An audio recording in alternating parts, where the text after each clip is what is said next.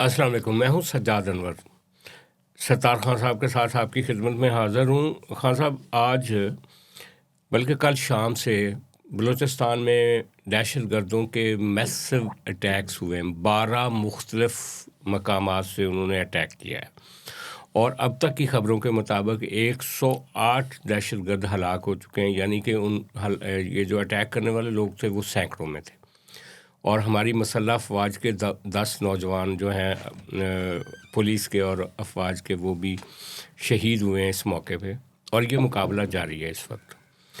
اس کی ڈیٹیل پہ بات کریں گے، یہ جو اٹیک ہوا ہے، اور اس کے ساتھ ہی ساتھ ابھی تک معمہ ہے کہ یہ جو پی ٹی آئی کے چیئرمین صاحب عمران خان صاحب کو پمس لایا گیا تھا، کیوں لایا گیا تھا، ان کی بیماری کی نوعیت کیا تھی، اور حکومت مختلف متضاد بیانات دے رہی ہے، جبکہ پی ٹی آئی اس کے اپنے ایک اس کی انٹرپریٹیشن کر رہی ہے۔ عمران خان کے جو ڈاکٹر ہیں، ڈاکٹر عاصم، ان کا یہ کہنا ہے کہ جس بیماری کا بتایا جا رہا ہے عمران خان کی، اس کا تو علاج ہی پمس میں نہیں تھا، اور اچکزئی کا کہنا ہے کہ ہماری تحریک کو ڈائیورٹ کرنے کے لیے حکومت اس طرح کے حربے استعمال کر رہی ہے۔ اچھا، تیسرا، مریم صاحبہ نے پرسوں ایک فیصلہ کیا تھا، وہ جو داتا دربار کے باہر خاتون گر گئی تھی نالے میں، اس کے بارے میں کہ کچھ لوگوں کو کی گرفتاری کا اعلان کر دیا، لیکن جب میت جو ہے وہ شور کوٹ پہنچی اور لڑکی کے خاوند نے کہا کہ میرے پہ پولیس نے تشدد کیا اور مجھے کہا کہ ایکسیپٹ کرو کہ تم نے اپنی بیوی کو قتل کیا ہے، تو جب میں نہیں مانا تو اس موقع پہ ایس پی اور ایس ایچ او اور کچھ لوگ تھے جنہوں نے نقاب پہنا ہوا تھا، پولیس والے، وہ مجھے مارتے رہے اس کے ریٹائرنگ روم میں ایس ایچ او کے، اور اس نے یہاں تک کہا کہ مجھے گورنمنٹ آف پنجاب کا 1 کروڑ روپیہ نہیں چاہیے، میری بیوی تو واپس نہیں آنی۔ تو اس کے بعد پریشر ایک ماؤنٹ ہو گیا وزیر اعلیٰ پہ کہ آپ نے پولیس کے خلاف کیوں نہیں کارروائی کی، تو پھر فائنلی ایک ایس ایچ او جو ہے وہ اس کو آج صبح معطل کیا گیا تھا، لیکن ابھی بھی وہ سوالات موجود ہیں کہ جب کہا گیا کہ اس طرح کا کوئی واقعی پیش نہیں آیا، پوری لاہور کی انتظامیہ ملوث تھی اور کسی کو اس کا مورد الزام نہیں ٹھہرایا گیا، یہ بھی ایک سوال ہے۔ تو سب سے پہلے تو ہم بلوچستان پہ بات کرتے ہیں۔ کافی عرصے سے خان صاحب یہ بلوچستان جو ہے وہاں پہ انسرجنسی جاری ہے۔ افغانستان ایک طرح سے پڑوسی ملک ہے، وہاں پہ انڈین جو سہولت کار ہیں اور جو ان کو سپورٹ کر رہے ہیں اس علیحدگی پسند کی تحریک کو، وہ بھی ان کی مدد کر رہے ہیں۔ لیکن یہ جو کل سے شروع ہوا ہے، کل رات سے واقعہ کہ 12 مختلف جگہ پہ ایک میسو اٹیک، اور وہ سویلین شکل میں آئے اندر، اور پھر اندر سے ان کو اسلحہ وغیرہ ملا، اور اس کے نتیجے میں یہاں تک کہ بھی بعض لوگ باتیں کر رہے ہیں کہ اس موقع پہ ہمارے کچھ مسلح افواج کے یا جو پیراملٹری فورسز کے لوگ ہیں، وہ کچھ یرغمال بھی انہوں نے بنائے ہوئے ہیں، ابھی اس کا اعلان نہیں کیا گیا، لیکن یہ مقابلہ جاری ہے۔ ڈرونز بھی استعمال ہو رہے ہیں، اس میں ماڈرن ویپنری بھی یوز ہو رہی ہے۔ تو اس پر آپ کیا کہیں گے کہ یہ جو چیلنج ہے ہمارا انسرجنسی کا بلوچستان میں، اس کو یہ کافی حد تک ہمیں بلیڈ کر رہا ہے، اس کو کیسے ایڈریس کرنا چاہیے، اور کیا اس ساری صورتحال پر آپ کا تجزیہ ہے؟ یہ تو بات چلی جائے گی بہت پرانی کہ بلوچستان میں اس طرح کی جو چیزیں تھیں، جی وہ ہمارا جو پہلا جو مقبول ترین لیڈر تھا جس کو لوگوں نے ووٹ دیا تھا مغربی پاکستان میں، ذوالفقار علی بھٹو، جی اس دور سے بلوچستان میں جی گڑبڑ شروع ہوئی تھی۔ اس دور میں پہلی مرتبہ ہوا تھا کہ بلوچستان میں ایئر ریڈ ہوئی تھیں، فوجی جہاز استعمال ہوئے تھے، اور وہ ایسا ہے کہ وہ ایک الیکٹڈ لیڈر تھا، وہ ووٹوں سے آیا تھا اور مقبول ترین لیڈر تھا پنجاب اور سندھ کا۔ اس کے بعد پھر اسی کنٹینیوٹی میں ایسا بھی ہوا کہ ایک شخص تھا سردار اکبر بگٹی، جی اس کو گورنر بنایا گیا تھا اس دور میں، 70s کی بات کرتا ہوں، جب ذوالفقار علی بھٹو کا بالکل، جب دور تھا۔ آپریشن کر رہے تھے۔ تو وہ کیوں بنایا گیا تھا؟ اس لیے بنایا گیا تھا کہ اس وقت سردار اکبر بگٹی جو تھا وہ ہمارے ساتھ تھا، سمجھ رہے نا, ہمارے ساتھ سے مراد ہے کہ وہ پاکستان یا پاکستان کی حکومت کے ساتھ, وفاق کے ساتھ تھا, فیڈریشن کے ساتھ تھا. لیکن اس کے بعد جنرل پرویز مشرف کے دور میں وہی اکبر بگٹی جو تھا نا, وہ پھر ایک نئے روپ میں سامنے آیا. ٹھیک ہے, اور اس میں یہ ہے کہ اس ایک وقت میں رضا شاہ پہلوی کی حکومت تھی ایران میں. تو یہ ہوا تھا کہ یہ بلوچستان کی جو انسرجنسی ہے اس میں نہ صرف یہ کہ پاکستان کا حصہ متاثر ہوگا بلوچستان کا, بلکہ ایران کا حصہ بھی متاثر ہوگا. تو ایران کے رضا شاہ پہلوی نے ہیلی کاپٹر بھی دیے تھے پاکستان کو. تو پھر اس کے بعد صورتحال کبھی سنبھلتی تھی اور کبھی بگڑ جاتی تھی, کبھی بڑھتی تھی کبھی رک جاتی تھی.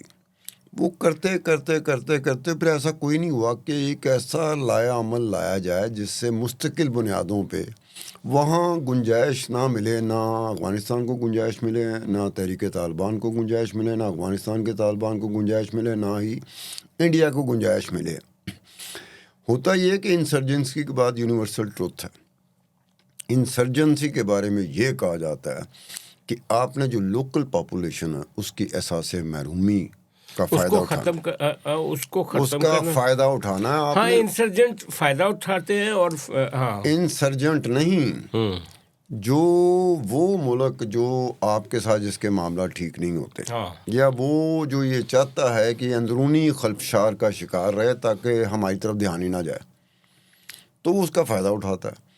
اب یہ لایا عمل تو اس طرح کا ہونا چاہیے تھا کہ جو بلوچستان کے قوم پرست ہیں, اتفاق کی بات ہے میں خود بلوچستان کا ہوں, بلوچستان کے قوم پرست سیاست میں بھی حصہ لیتے ہیں, اور بلوچستان کے وہ قوم پرست جو قوم پرست ہوتے ہوئے سیاست میں تو نہیں حصہ لیتے, لیکن پھر وہ جڑ جاتے ہیں جا کے. آزادی کی کوئی جنگ ہوتی ہے, اٹانومی کی جنگ جو ہے نا, وہ قوم پرست وہ لڑ رہا ہوتا ہے جو سیاست میں بھی حصہ لیتا ہے. الیکشن میں لڑے گا, جیتے نہ جیتے الگ بات ہے. یہ 2024 کے الیکشن میں یہ ہوا کہ قوم پرست بہت ہی کم تھے جن کو ووٹ پڑے. یہ عجیب سی بات ہے کہ جب اس سائڈ پہ آئے ہیں, جب آپ الیکشن کی طرف آتے ہیں, جب آپ ووٹوں کی طرف آتے ہیں, تو قوم پرست لوگوں کو پتہ ہوتا ہے بلوچستان کے کہ قوم پرست ہے, لیکن پتہ نہیں کیوں سیاسی یا تو سیاسی جو عمل ہوتا ہے اس میں اس کا انٹرسٹ کم ہو چکا ہوتا ہے. ایک تو ویسے ایک ریزن ہے کہ قوم پرست کا اے این پی, یعنی کہ اے این پی کا قوم پرست ہو, یا جیسے پی ٹی ایم بنی پشتون علاقوں میں, یا جو سندھی نیشنلسٹ ہے, یا جو بلوچی نیشنلسٹ ہے, ایون جو پنجابی نیشنلسٹ بھی ہے, جو چاہتے ہیں کہ پنجاب میں پنجابی نافذ ہو جائے, پنجاب کا کلچر آ جائے, ان سب کو گلہ تو ہے وفاق کے ساتھ ہمیشہ سے. ان سب کو ہی گلہ ہے کہ وفاق جو ہے وہ صوبوں کی جو کلچرل اور جو ان کی اپنی تمدنی شناختیں ہیں ان کو رسپیکٹ کرے, اور زیادہ سے زیادہ صوبوں کو اٹانومی دے. 18ویں ترمیم کے بعد یہ مسئلہ جو تھا نا, بہت سارے جو سوالات تھے قوم پرستوں کے, وہ کافی حد تک حل بھی کیے گئے, اور جو قوم پرستی کی تحریکیں تھیں ان صوبوں میں سب میں, وہ تقریباً دب گئیں. لیکن یہ جو بلوچستان کا میٹر ہے نا, وہ اکبر بگٹی کے انکاؤنٹر کے بعد جس طرح سے ان کو ایلیمینیٹ کیا گیا, اس کے بعد یہ کافی فلیئر اپ ہوا, اور اب بھارت اس کا ناجائز فائدہ بھی اٹھا رہا ہے. اب دیکھو, ایک بندہ ہے جس کا نام میاں نواز شریف ہے. یہ جب میاں نواز شریف کی حکومت آئی 2013 میں, تو بلوچستان میں ایک ایسا ایگریمنٹ ہوا جو جرنلسٹوں کو, میڈیا کو بعد میں پتہ چلا تھا. جی جی, کہ ڈاکٹر عبد المالک جو ایک قوم پرست ہے, ہاں ہاں, 2.5 سال اس نے حکومت کی, اور پھر 2.5 سال جو زہری تھا انہوں نے کی پی ایم ایل نواز کے. تو بعد میں پتہ چلا کہ یہ ان کے درمیان ایگریمنٹ ہوا تھا کہ 2.5 سال قوم پرست اور 2.5 سال یہ کریں گے. تو یہ ایک ایسا تھا جس میں آپ قوم پرستوں کو, جو قوم پرستوں کے سپورٹر ہیں جو ووٹ ڈالتے ہیں, ان کو آپ نے احساس دلایا کہ بھئی تہاڈی حکومت ہو سکتی ہے, پارٹیسپیشن کا. ٹھیک ہے, لیکن وہ تجربے ہوتے ہیں جو کچھ عرصہ تک چلتے ہیں, اس کے کوئی اثرات ایسے آتے ہیں جو کچھ کو پسند ہوتے ہیں, کچھ کو نہیں پسند ہوتے, پھر اس کے بعد معاملات پھر بگڑتے ہیں. پھر یہ ہے کہ ہمسایہ ملک ہم امریکہ کی طرف چلے جاتے ہیں. امریکہ بہت دور ہے, حتیٰ کہ روس اتنا دور نہیں ہے، لیکن میں کہتا ہوں کہ ہمسایہ ملکوں کی نسبت روس ذرا دور ہے۔ چین کے ساتھ بھی کبھی کبھار یہ ہوتا ہے کہ چین بھی کوئی گلا کرتا ہے ہم سے، نہیں 100% بلوچستان کے حوالے سے تو خاص تو وہ طور پر گلا کرتا ہے کہ یہ دیکھیں ہماری آپ کی دوستی ہے پہاڑوں سے اونچی اور سمندر کی گہرائی تک، اس کے باوجود آپ کے علاقوں سے کچھ ایسا کام ہوتا ہے جو ہمیں ڈسٹرب کر رہا ہوتا ہے۔ ہمارے جو صوبے ہیں جو پاکستان کے ساتھ جن کی سرحدیں جڑی ہوئی ہیں، ہاں سنکیانگ میں مسئلے ہوئے تھے، لیکن اس وقت تو وہ اس طرح سے ہوتا کافی ہے حد کہ تک جس حل میں کیے یہ اب اس میں جو جنگ ہوئی مئی کی انڈیا پاکستان کی، اب جو انڈیا حکومت یا نریندرا مودی سوچ رہے تھے، سمجھ رہے تھے، یا ان کا خیال تھا کہ شاید ہم کوئی ایسا کام کر جائیں گے کہ لگ پتہ جائے گا پاکستان کو۔ اب لگ پتہ جائے گا پاکستان کو یہ تو نہیں ہوا، لگ پتہ گیا انڈیا کو۔ اب اس کے بعد صورتحال یہ بنی کہ بہت تیزی کے ساتھ جو افغانستان کی طالبان حکومت ہے اس کے ساتھ بھی ہمارے تعلقات ٹھیک نہیں۔ یہ بات ہم میڈیا والوں کو بھی سوچنی چاہیے۔ میں ڈاکٹر محیط پیرزادہ کا نام لوں گا، آج کل امریکہ میں بیٹھا ہوا ہے، بڑی باتیں کرتا ہے۔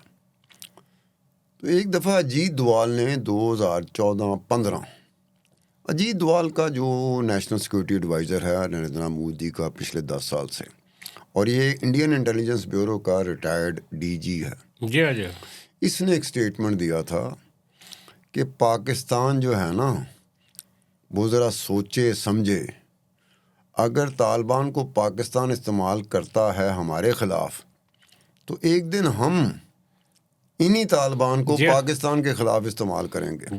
دیکھا ہے تو اجیت دوال ٹھیک کہہ رہا تھا، لیکن محیط پیرزادہ نے پورا شو کر دیا کہ یہ کون ہوتا ہے، ماما لگ یہ کیسے کر سکتا ہے، یہ کر سکتا ہے، سمجھ ہی نہیں سکتا۔ لیکن آج وہ اجیت دوال کے گن گا رہا ہے۔ ویسے آج وہی دیکھا نا کہ آپ کل کی کہی ہوئی بات کو آج آپ بالکل اس سے دوسری مختلف بات کر رہے ہوتے، یہ نہیں ہونا چاہیے۔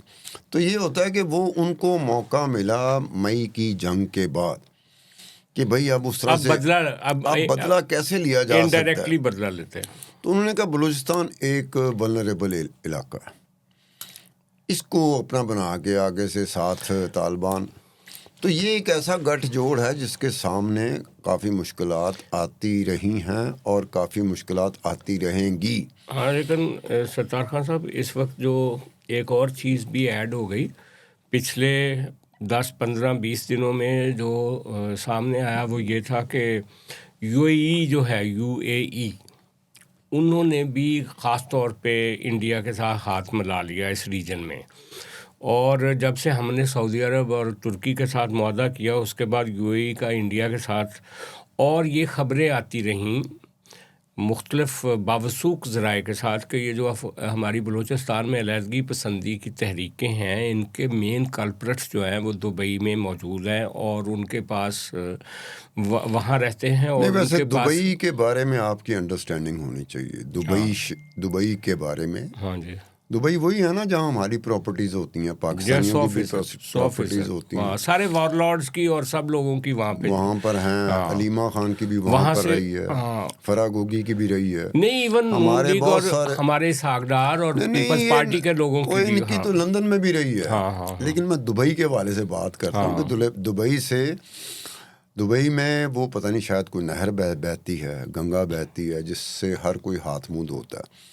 دبئی میں وار لارڈز ہوں، انڈر ورلڈ ہو، دبئی کا ایک رہا ہے، اس کے سسٹم کا ایک رہا ہے کہ وہاں پر بہت سارے لوگ، چاہے ان کا تعلق پاکستان سے ہو، چاہے ان کا تعلق بلوچستان سے ہو، چاہے ان کا تعلق انڈیا سے ہو، چاہے ان کا تعلق سری لنکا سے ہو، ہاں بالکل، وہ ایک ایسی چیز ہوتی ہے جو دبئی اور اس ملک کے درمیان نا تھوڑی دیر کے لیے ایک چیز بنتی ہے کہ یہ دبئی میں بیٹھے ہوئے ہیں، ہاں سارے بلیک بزنسز اور سارے مافیاز جو ہیں، اس میں مجبور بھی ہو جاتے ہیں، انڈیا بھی مجبور ہو جاتا ہے۔ کئی دفعہ ایسا ہوتا ہے نا کہ یہ داؤد ابراہیم جس کا نام لیتے ہیں، اس کے بارے میں کئی دفعہ انہوں نے سرکاری طور پر یو اے ای کے ساتھ، دبئی کے ساتھ، دبئی کی پولیس کے ساتھ، دبئی کے ہوم ڈپارٹمنٹ کے ساتھ باقاعدہ خط و خطابت ہوئی انڈین گورنمنٹ کی کہ یہ بندے ہمیں چاہیے، آگے سے دبئی پولیس نے بھی پورا چٹھا بھیج دیا کہ ہمیں بھی اتنے بندے چاہیے جو ہمارے یہاں وارداتیں کر کے انڈیا جا کے پناہ لیتے ہیں. تو that was the point of contention کہہ لو, بون کنٹینشن کہہ لو. تو اس طرح سے رہا ہے. اب دبئی کا اگر آپ کہیں گے نا تو دبئی ایک بڑے عرصے سے مختلف ممالک کے لیے یہ چیز لیکن اب رہی تو ہے. ان کا اسٹریٹجک الائنس جو بنتا جا رہا ہے نا وہ لیکن بڑا اس میں دیکھنے ڈینجرس والی ہو رہا ہے. بات ہوگی کہ اس میں کیا یہ طے ہے کہ جی ہم اگر ایسا کوئی موقع آیا تو بھائی پاکستان نہ بھی سدھے ہو جی جائیں. وہ آئے تھے ان کے امیر بھی پچھلے دفعہ یہاں پہ, اور انہوں نے بات چیت کی تھی کہ آپ سعودی عرب کے ساتھ نہ جائیں. پھر اس کے بعد انہوں نے انڈیا کے ساتھ جو پیکٹ کیا اس سے تو صاف ظاہر ہے ہمارے جو اسٹریٹجی کے ماہر دیکھیں لوگ ہم ہیں بھی نہیں وہ اس افورڈ, کے اوپر باتیں کرتے ہیں ہم کہ بھی جی نہیں, ایک بات سنیں, پاکستان بھی نہیں افورڈ کر سکتا, یو اے ای وہ بھی افورڈ نہیں کر سکتا, انڈیا بھی افورڈ نہیں کر سکتا, اور ٹو این ایکسٹینٹ سعودی عرب بھی افورڈ نہیں کر سکتا. یہ چاروں ممالک آپ سمجھ لیں اس طرح سے جڑے ہوئے ہیں ون وے اور دی ادر وے. ہاں لیکن لڑائیاں بھی یہ جاری ہیں نا, افورڈ ہماری نہیں کر سکتے. پاکستان کی انڈیا کی لڑائی جاری ہے, جو خاص طور پہ یمن میں سعودی عرب اور یو اے ای اس وقت سامنے ہے, سوڈان کے مسئلے پہ بھی. تو یہ دیکھیں ایک چیز ہوتی ہے کہ کھلم کھلا ہو کے آمنے سامنے آنا, کھلم کھلا ہو کے ہم اور انڈیا, پاکستان اور انڈیا ہی آتے ہیں نا. ظاہر ہے یو اے ای نہ تو ہمارے سامنے آتا ہے, نہ انڈیا یو اے ای کے سامنے ہوتا ہے, نہ انڈیا سعودی عرب کے سامنے ہوتا ہے. وہ تو گپت قسم کے الائنسز ہوتے ہیں نا. اچھا اب ہم بات کرتے ہیں جناب آپ کے مرشد عمران خان صاحب کی. ان کے بارے میں اس وقت افواہوں کا اور خبروں کا ایک بازار گرم ہے.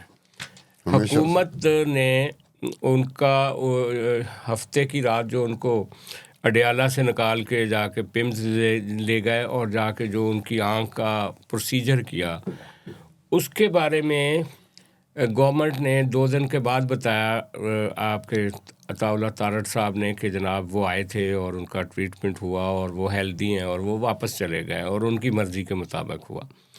اس کے بعد پمز کے ایک ڈاکٹر صاحب ہیں, عمران خان صاحب کے ایک ڈاکٹر صاحب ہیں, ڈاکٹر عاصم, انہوں نے ایک ویڈیو بیان جاری کیا. انہوں نے کہا جی کہ ہمیں بالکل نہیں بتایا گیا کہ ان کا پرابلم کیا ہے ایگزیکٹلی آنکھ کا, اور نہ ہمیں آن بورڈ لیا گیا ان کی میڈیکل معاملے میں. عام طور پہ ہم جو ان کے ڈاکٹرز ہیں ان سے پوچھا بھی نہیں گیا.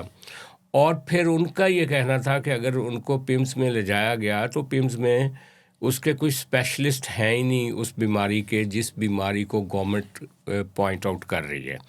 لہٰذا یہ ہمیں تشویش ہے, عمران خان صاحب سے ہماری ملاقات کروائی جائے. اس کے بعد رات گئے 12 بجے کے قریب پمز کے جو پرنسپل ہیں یا جو ایم ایس ہیں ان کی طرف سے ایک ویڈیو بیان جاری ہوا. اس ویڈیو بیان میں کہا گیا کہ عمران خان صاحب آئے تھے اور ان کی کانسینٹ لے کر یہ پروسیجر کیا گیا تھا, اور 20 منٹ کا پروسیجر تھا, اور بہت شفاف اس کمرے میں جا کے ان کا وہ کروایا گیا جو بھی آپریشن تھیٹر تھا یا جو بھی تھا. تو لہٰذا وہ ہیلدی ہیں اور وہ چلے گئے, اور ان کو اسی وقت 20 منٹ کے بعد بھیج دیا گیا تھا. اب سب سے پہلے تو علیمہ خان صاحبہ نے اس پہ اعتماد ہی نہیں کیا تھا اس خبر پہ. انہوں نے کہا یہ جھوٹی خبریں پھیلائی جاتی ہیں. پھر انہوں نے کہا کہ اگر ان کی آنکھ کو کچھ ہو گیا تو آنکھ کے بدلے آنکھ کا ایک چلایا گیا بڑا سلوگن کہ اگر کچھ ہوا تو عاصم منیر صاحب اس کے لیے جواب دہ ہوں گے. وہ تو شہباز شریف یا گورنمنٹ کی بات ہی نہیں کرتے, وہ ڈائریکٹ عاصم منیر صاحب کی بات کرتے ہیں. اور پھر اس کے بعد انہوں نے اچک زئی صاحب نے ایک بیان دیا. انہوں نے کہا جی کہ عمران خان کے بارے میں جہاں تک ہمیں معلوم ہے وہ بالکل صحت مند ہیں. حکومت اس طرح کی خبریں اس لیے پھیلا رہی ہے تاکہ ہماری 8 فروری کی یہ جو نہیں, اچک زئی صاحب نے کیا بیان دیا دوبارہ ذرا کہ وہ کہیے. بالکل فٹ ہیں وہ اور صحت مند ہیں. اچک زئی صاحب اگر یہ کہتے ہیں تو میرا خیال ہے یہ کسی صورت بھی علیمہ خان کو, بیرسٹر راجہ اکرم ان کو, اور یہ سہیل افریدی ہے نا چیف منسٹر, ان کو بالکل پسند نہیں آیا ہوگا. یہ اسٹیٹمنٹ وہ اسٹیٹمنٹ ہے جو ایک جگہ پر آپ دیکھیں پی ٹی آئی کا جو آن سلاٹ ہے اس میں یہی ہے اگر کچھ ہو گیا تو نہیں چھڈاں گے. آنکھ کے بدلے آنکھ انہوں نے ایک پورا اب دوسری جگہ سوشل آپ میڈیا بتا رہے ہیں کہ محمود اچکزئی نے کہا کہ بالکل فٹ ہیں وہ. ہاں انہوں نے اب یہ بات ہے محمود اچکزئی نے اس لیے کہا فٹ ہیں. اس نے کہا جی کہ یہ ورکروں کو مغموم کرنے کے لیے, اداس کرنے کے لیے اس طرح کی خبریں چلاتے ہیں. یہ بات بھی مان لی جائے کہ انہوں نے اس کانٹیکسٹ میں کہا ہے. اس کے باوجود میں آپ سے ایک بات کہتا ہوں, لکھ لیں کہیں نہ کہیں اپنے گھر میں بیٹھے ہوئے چار دیواری میں علیمہ بھی اسٹیٹمنٹ پہ تڑپ گئی ہوگی کہ اے محمود اچکزئی نے اسٹیٹمنٹ کیا دے دیا. سہیل آفریدی بھی جو ہوں گے نا, ان کے بھی تیور ہوں گے. اور یہ راجہ اکرم کیا ہے, سلمان اکرم راجہ صاحب, یہ بھی تیش میں آگے ہوں گے کہ یار اس کو ہم نے اپنا لیڈر آف دی اپوزیشن بنایا ہے, یہ سن نہیں رہا کہ ہم 2 دن سے کیا کہہ رہے ہیں, پی ٹی آئی کیا کہہ رہی ہے, اور انہوں نے کیا اسٹیٹمنٹ دے دیا. اب وہ الگ بات ہے کہ انہوں نے اسٹیٹمنٹ اس طرح سے دیا ہے کہ جناب یہ گورنمنٹ کی طرف سے حرکت ہے کہ یہ ان کی موو ہے کہ ہمارا دھیان, ہماری توجہ بٹانے کے لیے, تقسیم کرنے کے لیے, ہمیں ڈسٹرب کرنے کے لیے وہ اس طرح سے کر رہی ہے. تو اس میں تو وہ یہ بڑی عجیب سی بات ہے. اب تک مجھے نہیں پتا, میرا خیال ہے کہ اب تک پوچھ گچھ ہو چکی ہوگی. تو آپ کی بات درست ہے کہ ان کے انٹرنل مسئلے اتنے زیادہ ہیں کہ آج شیخ وقاص اکرم کی ایک آڈیو مطلب لیک ہوئی ہے, تو وہ سہیل آفریدی کو مورد الزام ٹھہرا رہے ہیں. وہ کہہ رہے ہیں یہ جو منگل والے دن دھرنا دیا تھا نا انہوں نے اڈیالہ کے باہر, تو وہ کہا جی انہوں نے کہ M N A M P A نہیں پہنچے, اعتراض کیا. تو وقاص اکرم کہتا ہے کہ ایک دن پہلے میٹنگ ہو رہی تھی, اس میں انہوں نے بتانا تھا نا ارکان کو کہ بھئی ہم نے کل دھرنا دینا ہے, تو لوگ وہاں پہ آ جاتے. اس نے کہا لوگ اپنے گھروں پہ چلے گئے تھے 50 کلومیٹر 100 کلومیٹر, تو اب یہ انہوں نے آخری وقت پہ کہا کہ منگل کو دھرنا دینا ہے, تو کون پہنچے گا؟ کسی کے پاس ہوائی جہاز ہے کہ وہ پہنچ جائیں گے. تو اب دیکھیں تو یہ وقاص, آپ یہ دونوں چیزیں آپ بتا رہے ہیں, محمود اچکزئی کا بھی آپ بتا رہے ہیں اور یہ وقاص اکرم کا بھی آپ مجھے بتا رہے ہیں. جی. اب یہ دیکھیں کیا یہ وقاص اکرم جو ہے نا, وہ تڑپ کے اس نے بات کی ہوگی. ہاں بڑی تکلیف میں بات کی ہوگی کہ یہ جو بتایا کہ میٹنگ ہو رہی تھی, میٹنگ میں نہیں بتایا گیا, جب وہ سب چلے گئے ہیں پھر کہا کہ 50 کلومیٹر 100 کلومیٹر 200 زیادہ بھی ہو سکتا ہے, 200 400 کلومیٹر, پھر کیا کہ آ جاؤ. یہ دیکھیں نا, پھر وہی بات ہوگی کہ بچوں کے ہاتھ میں جب آپ نے دیا ہے. شیخ وقاص اکرم نے یہ بات کہیں پی ٹی آئی کے جو واٹس ایپ گروپس ہیں وہاں ایک وائس بھیجی ہے نا, وہ لیک ہوئی ہے اور وہ سنائی گئی. دیکھیں نا بات پھر آ گئی. شیخ وقاص اکرم کچھ بھی ہو جائے, سیاستدان تو ہے نا, 100% ورکر ہے نا. کب سے وہ الیکشن کنٹیسٹ کرتا ہے, کئی پارٹیوں سے گزرتا پہنچا, کبھی کسی پارٹی میں کبھی کسی پارٹی میں. اس کو بہرحال ہم لوگ درجہ دیتے ہیں کہ وہ پولیٹیشین ہے, ٹھیک ہے. اب جب پولیٹیشین کو لڑکوں نے, چھوکروں نے, جو اس وقت پی ٹی آئی کے اقتدار میں بیٹھے ہوئے ہیں, جن کو سیاست کا اس نے یہی ذکر کیا ہے کہ بھائی آپ لوگوں نے, شیخ وقاص نے بھی اپنی اس آڈیو میں یہی کہا ہے کہ یہ جو ان کو سمجھنا چاہیے سیاست کا. اچھا آخر پہ آتے ہیں وہ یہ, لیکن ہاں میں یہ کہوں گا کہ عمران خان صاحب کے میٹر میں گورنمنٹ کو ایک بڑی کلیئر کٹ ایک پوزیشن بتا دینی چاہیے, تاکہ اس کے بارے میں یہ جو اوپر نیچے کر کے یہ پی ٹی آئی کے لوگ جو باتیں بناتے ہیں نا, ان کو موقع کم ملے کہ بھئی آئے چلے گئے, کیا ہوا وہ بتائیں. اور کوئی وزیر ملا بھی ہے ان کو تو تب بھی بتانا چاہیے. اچھا جی, مریم صاحبہ. نہیں, لیکن میں بھی ایک بات کروں گا. یہ حکومت کی طرف سے جو حکومتوں میں ہوتے ہیں, انہوں نے فیسیلیٹیٹ کر دیا ہے پی ٹی آئی کو. ایک تو پنجاب حکومت نے بسنت کے حوالے سے فیسیلیٹیٹ کر دیا, اور ایک وفاقی حکومت نے یہ اڈیالہ جیل میں جو ہوا کہ اس کو ہاسپٹل لے گئی, یعنی ان کو ایک طرح سے موقع دے دیا. دونوں نے فیسیلیٹیٹ بلا کس طرح سے کیا ہے کہ 8 فروری کو پہیہ جام کی ہڑتال کی, اسٹرائک کی کال ہے, کہا گیا. ٹریک ریکارڈ یہ کہتا ہے کہ پی ٹی آئی سے کچھ نہیں ہو سکے گا, لیکن پی ٹی آئی یہ کر سکتی ہے کہ بسنت کے موقع پہ وہ مقابلہ جیت سکتی ہے کہ آسمان پہ جو پتنگیں ہوں 804 وہ 804 ہو, چاہے عمران خان ہو, چاہے پی ٹی آئی کی جھنڈے ہو, کچھ بھی ہو. وہ یہ کہہ سکتے ہیں, ہم سوشل میڈیا ماشاءاللہ ان کا بڑا سٹرانگ ہے, وہ یہ کہہ سکتے ہیں, دکھا سکتے ہیں کہ دیکھو آسمان بسنت کی جنگ آسمانوں پہ ہم نے لڑی اور ہم جیت گئے, اس لیے ہم پہیا جام کو ملتوی کرتے ہیں. ہاں دوسری بات یہ ہے کہ پہیا جام ہو نہ ہو, آسمان بھی پورا پتنگوں سے بھرے یا نہ بھرے, لیکن یار صبح دوپہر شام حکومت بھی تو اسی چکر میں پھنسی ہوئی ہے کہ کپتان آ رہا ہے, کپتان جا رہا ہے, انہوں چھڈیا نہیں چھڈیا. نہیں, میرے اس خیال میں سمجھتا ہوں کہ پی ٹی آئی کو کامیابی ہے. نہیں, حکومت اس صورت میں پھنس سکتی ہے, اس صورتحال سے پھنسی ہوگی جس میں حکومت کو خود نہ پتا ہو, ورنہ ادروائز میں بیٹھا ہوں, میں تو حکومت میں نہیں ہوں. تسی ٹھیک کہہ رہے ہو کہ بعض کا حکومت کو بھی نہیں پتا ہوتا. اب میں جو بیٹھا ہوں میں تو حکومت میں نہیں ہوں. میں بڑے آرام سے کہہ رہا ہوں کہ اگر آپ یہ کہتے ہیں کہ سڑکوں پہ کوئی جلسہ جلوس ہو, کوئی پروٹیسٹ ہو, کوئی پہیا جام ہو, کوئی شٹر ڈاؤن ہو, اس میں پی ٹی آئی کامیاب نہیں ہو سکتی, کیونکہ ان کا بندہ سڑک پہ آئے گا ہی نہیں. یہ جب میں تو حکومت میں نہیں یار اتنا مریل پارٹی ہے کہ یہ جو کہتے ہیں نا کہ لاہور سارا جیتا ہوا ہے ہم نے, یہ کل کا پرسوں کا واقعہ ہوا عورت ڈوبی, کوئی پی ٹی آئی کا ایک سٹیٹمنٹ نہیں ہے اس کے حق میں یا اس کے خلاف کہ گورنمنٹ نے کیا کیا کیا نہیں کیا. جیسے کوئی مردہ پارٹی نہیں ہوتی, مطلب کوئی بندہ عہدے دار کوئی بیان دے دیتا ہے. یہ صورت میں ہوتا ہے کہ پارٹی میں آرگنائزیشن ہو, پارٹی میں قیادت ہو. جب پارٹی میں لڑکے ہوں, لڑکے کون سے ہوں, میں بیرسٹر اکرم راجہ جو ہے نا, وہ بھی خوش ہو جائیں گے کہ میں نے ان کو لڑکا کہا. سیاست کے حوالے سے وہ بھی لڑکے ہیں, وکالت کے حساب سے وہ بہت بڑے وکیل ہوں گے پاکستان کے. سہیل آفریدی تو بیچارہ جب اس کو چیف منسٹر بنایا گیا تو ہمیں گوگل پہ جا کے سرچ کرنی پڑی کہ یہ سہیل آفریدی کون ہے, جیسے بزدار کی کرنی پڑی. اچھا, لیکن آخری ایک جملہ یا دو جملے آپ بھی اس پہ بات کریں.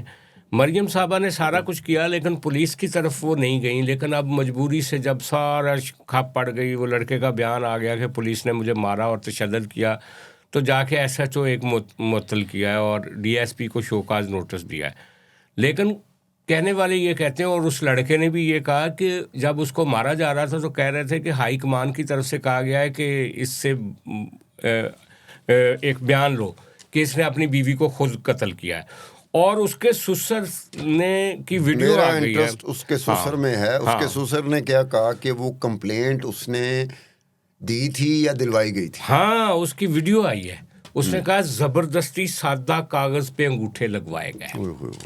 یعنی کہ یہ جو زبردستی لگوانے والے تھے یہ کیا سوچ کے لگوا رہے تھے, اور پھر کوئی ویڈیو بھی بنا رہا تھا اس کی, اور سارے ٹی وی چینلز پہ وہ ویڈیو چلی ہے, لیکن اس معاملے پہ کوئی ایکشن نہیں ہوا. یہ بات ہے کہ اگر اس کے سسر کو مجبور کیا جا رہا تھا تو اس کے پیچھے کہانی کیا تھی, چاہتے کیا تھے؟ چاہتے یہ تھے کہ جو کڑی تھلے ڈگی ہے نا, ان دی لاش تے لبنی کوئی نہیں گئی, تے این دے منڈے تے پاؤ دماد تے گھر جاؤ. اب کیا ہے, لاش بھی لب گئی تے سورا بھی بول پیا.